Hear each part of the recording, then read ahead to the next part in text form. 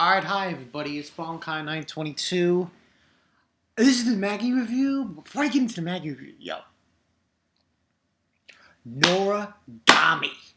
The feels in that episode.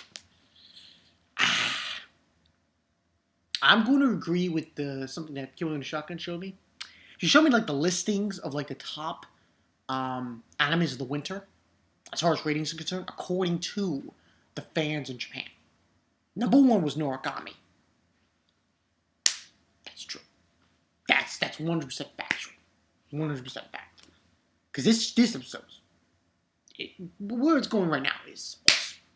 Awesome sauce. But yeah, I just forgot I mentioned that. Okay. Magi, chapter 216. This chapter was unbelievable. Literally unbelievable. We're continuing with the flashback. We're continuing with the Alma Toron.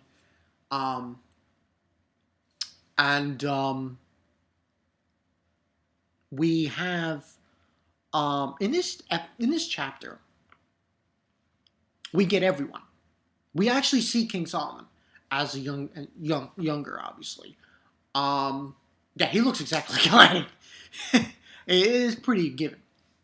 And we got all these other characters, his household, I believe, and they basically are going into this place to take out these false people who are, they're basically going against God.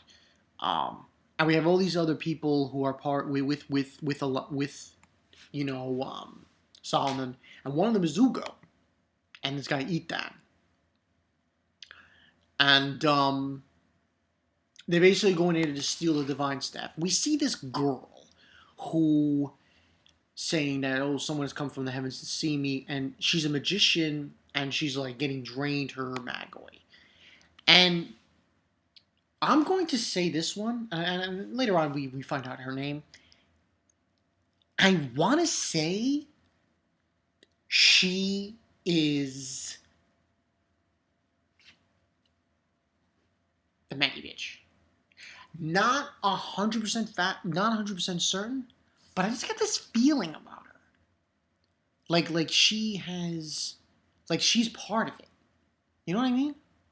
Like certain things about her were revealed in this chapter that make me realize, oh, she is got the evil in her.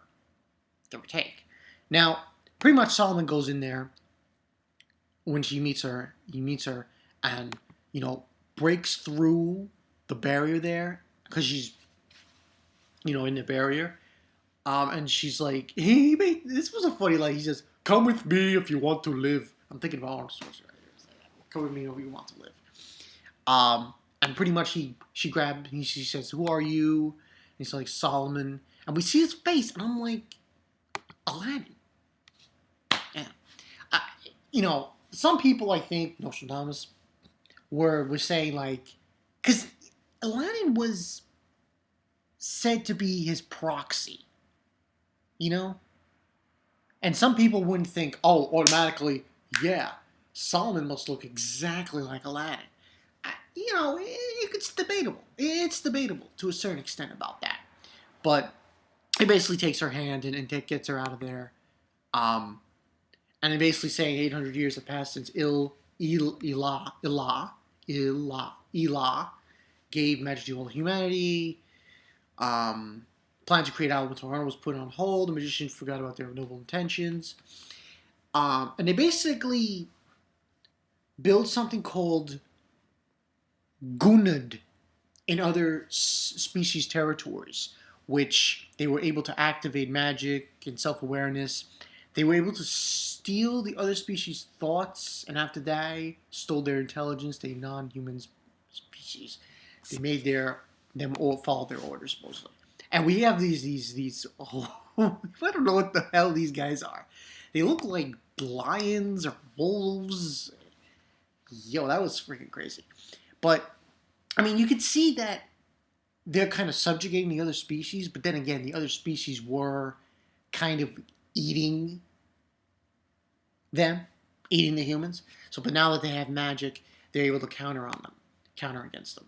So, Um, and basically, we have Solomon saying, "We are the ones who dislike the magicians orthodox and escape from the great church government. We are the resistance." So they were going against the church, the great church government, supposedly. At least that's what it seems. So we get like a party going on. We get the different characters of the household. We get introduced to them. Um, and this girl is some way. She resembles, for me, at least in this early part here, Morgiana. She has that kind of timidness that kind of Morgiana would say to have. And pretty much we get introduced to all these different characters of the household. We got Wahid, Seta, um, Ethnon. We get Ugo. You know what's weird about Ugo though? I, this bugged me. Why is he wearing glasses? Like, listen, I have glasses too. He's got like those black thick glasses. I'm like, why is he wearing that? For some reason it perturbed me. So we got him, and they're basically doing small talk here. We have Falan, who resembles in some way, I guess I could say, the Co-Empire. Girls from the princess from Co-Empire, and so on and so forth. And she's like saying, "You see, the girl who we find her name is Sheba. Yeah, Sheba, saying that they seem to be enjoying themselves, and so on and so forth." And we get this other person named Arba, and she's a servant of the young master Solomon. Now, Solomon, he's pretty ripped there. In some ways, you could even say in this chapter, if Aladdin were to grow up, he kind of would have the same. Well, I'm not going to say the same build as Solomon, but you kind of get that feeling in this chapter. And pretty much, she's introduced to Solomon, and she's like saying that she had accomplished her holy task that Elah gave me. And she's like saying that it wasn't against her will. And saying that I was risking my life to control the impure. I'm guessing she means the impure, which means, you know, you know, uh, the other people, that control, that to control the impures. And she says that they are the pus of the world, and the past the other species would terrorize and greedily devour us. The sacred magicians are messengers of the gracious Father Elah, written in the scriptures. And then she's like going on and on about it. It's like ridiculous. And then it's impure, impure, impure. And she's calling everyone impure. It was kind of really weird. You shall receive divine punishment and stuff. And then she leaves that scenario. Just leaves. And she's walking through the desert and shit, and she encounters another beast, another species, so to speak. And, it's all hot out here, and she's like, now that she's outside the tower, she knows that other species are around. And we see this cat thing, and it tries to kill her. And Solomon's there and saves her. And she says, hurry up and kill it, hurry up and kill the monster. And he doesn't kill it and says, you have powerful and strong claws. Don't worry, in the future you will become a brave Manticore warrior. Just go back to your mother for her side. She's right behind you. And he doesn't kill it. And the Manticores basically say, thank you for taking care of this runt, and so on and so forth. And he doesn't kill it, and she's upset that he didn't kill it. So this was a whole different scenario with it, and saying that now that I've seen them, they are really disgusting. They are so hairy, they have such an inside smell. If I had my staff, I could turn them into fools. So she's like being very, very negative. She wants to kill these animals, these species. And he's like, oh, is that so? And he's saying, yes, and those things would just amount to nothing. And he then states, You know, Sheba, you are a really despicable woman. In my eyes, you are the warped and filthy monster here. What do you think about yourself? And she's like, what's with this guy? I thought that he came in to rescue me, but he doesn't seem to be a decent man. And then it says in the next episode, what will their relationship be? And I'm already looking at the manga here comments, and already people are saying that it's Kyokin, the Magi bitch. Already people are stating that it's her. Now, and that's pretty much the end of the episode, the chapter. Now, I like where this is going. I like where this is going. Because we could pretty much tell, yeah, Soloman looks like a lot. Come on.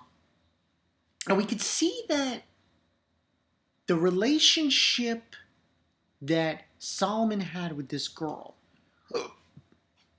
already you can see the negative towards it. You can see she hates all the... In some way, I mean... And here's another thing I was thinking about. I was thinking about this. What if Aladdin's message at the end is that no, Cohen, Sinbad, Cohen especially, you shouldn't unify the entire world under one king? What if that's the message? It could. It could be. It could be. Of course, we have to wait and see. There's still a lot of factors to consider. But seeing this chapter and how they subjugate people, will subjugate the other species. True, the species were eating people, the humans. But it makes you wonder. Maybe that's Aladdin's message. Maybe he's basically saying you shouldn't do this. You shouldn't subjugate them like this. But, it's all what ifs. We have to wait and see. But good chapter. Giving this a 5 out of 5. I can definitely see this girl Sheba being the Magi bitch. Now, I mean, it's kind of... She's like... She hates all the other species. Impure, impure, impure. I'm like... Come on. Get a grip. I will say this. Soloman... Holy shit. Holy shit. He's pretty boss. He's a pretty boss guy. I wonder though what... See, here's the real thing I'm wondering, and the last thing I want to mention in this review.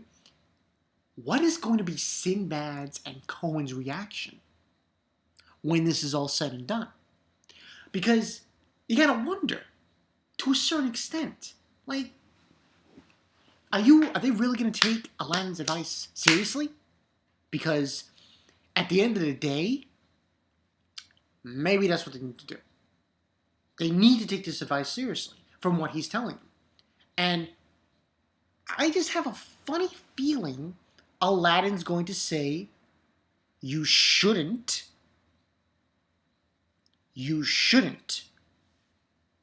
put it all under one rule, under one king.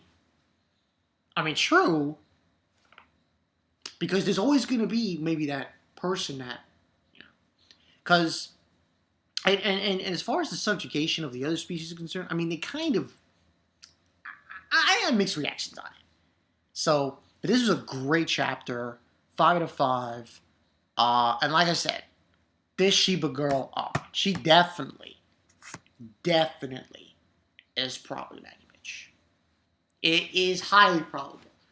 And I wonder if we're going to get more details later on. Well, probably next week we're going to get the relationship between these two. And yeah, and even in this chapter, you could see like maybe down the road, next couple of chapters, we might find out a shocking revelation.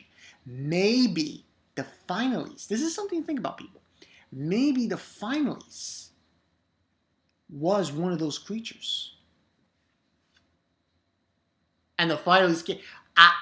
it's a what if. It's a what if. Tell me what you guys think on that. But until then, Monkai922 here. I'll see you guys later. Hey. Sheba. she's pretty screwy. She wants to kill the impure. Call it disgusting. Yeah. And you know what? Also, when the Levi guy's on, in some ways, Solomon, he's got a little.